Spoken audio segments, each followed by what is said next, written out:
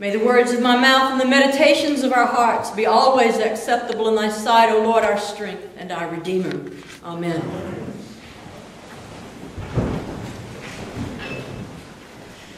Well, I don't think I want to start with the imagery of hating father, mothers, wives, husbands, and giving up all our possessions.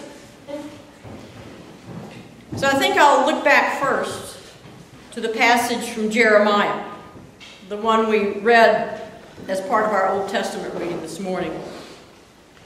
Because there are two things that I absolutely love about this passage. The first is the whole idea of how God points Jeremiah to observing the potter at work.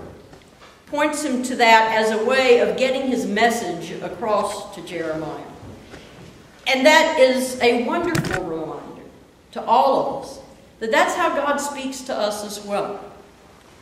God usually speaks to us quite subtly, directing our attention to the observation of some very ordinary event.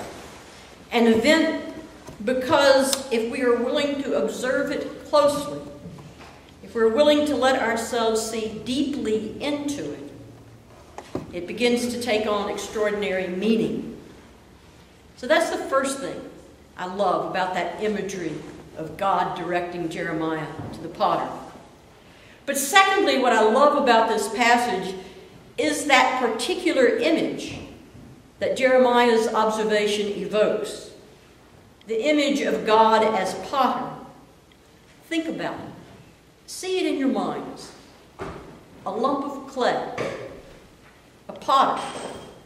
A potter working to shape and form that clay, getting it to a certain point, not being quite satisfied with how it's turning out, and then working and reworking and shaping and reshaping it over and over again to get to the particular vision that the potter wants.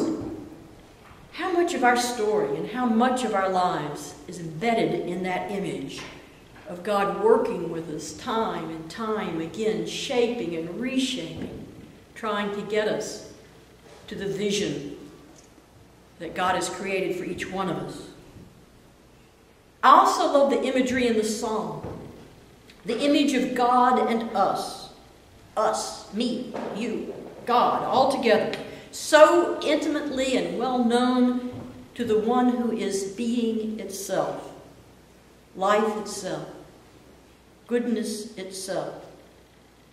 Talking about not just some occasional interaction with a remote supernatural being who is out there someplace, but an intimate weaving of the strand that is God and the strand that is us.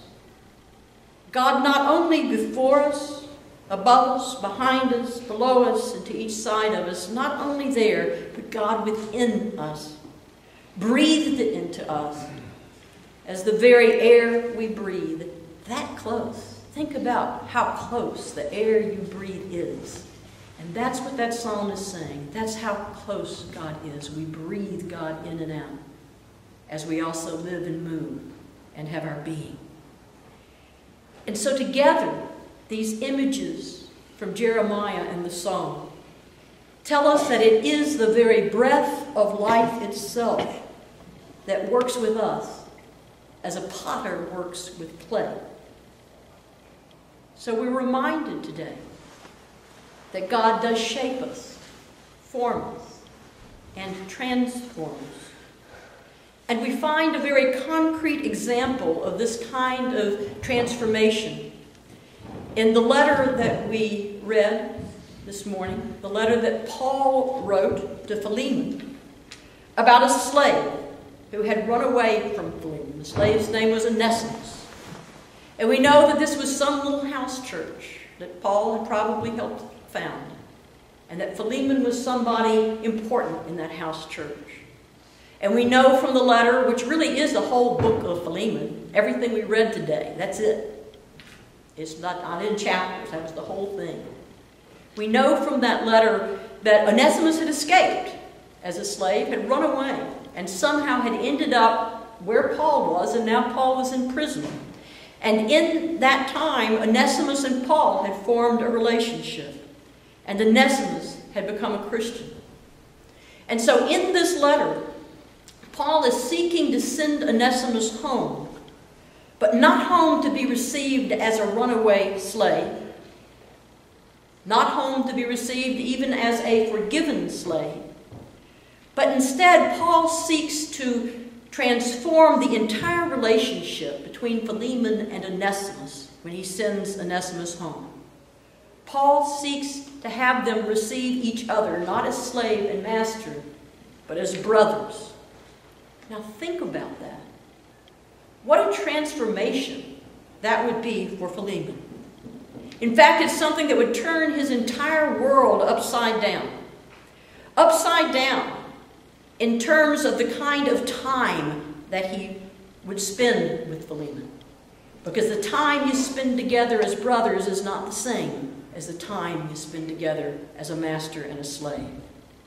It would turn Philemon's world completely upside down in terms of how he saw Onesimus' skills and talents.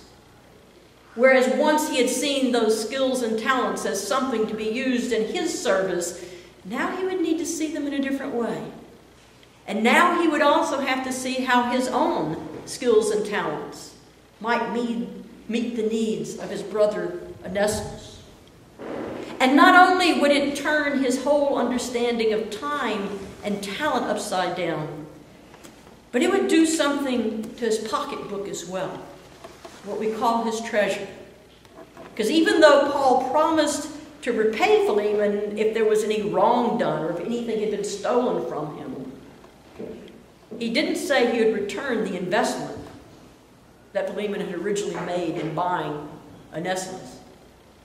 And we can assume it was probably a hefty sum. The letter makes it obvious that Paul asks Philemon to make this change in how he sees his time and his talent and his treasure in relationship to his former slave Onesimus. He asks him to do this not only as a favor to Onesimus, but also for Philemon's own spiritual health, for the sake of his spiritual transformation. And so we have it. The bottom line in this letter, the bottom line of what spiritual transformation always requires. Spiritual transformation always requires some change in the way we regard and use our time, our talent, and our treasure. This means that spiritual transformation always costs us something. And that's where we come back to the gospel.